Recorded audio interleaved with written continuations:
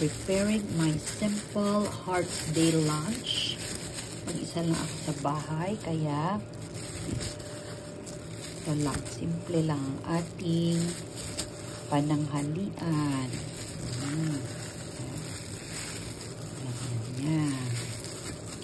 Salad, cucumber, tomatoes.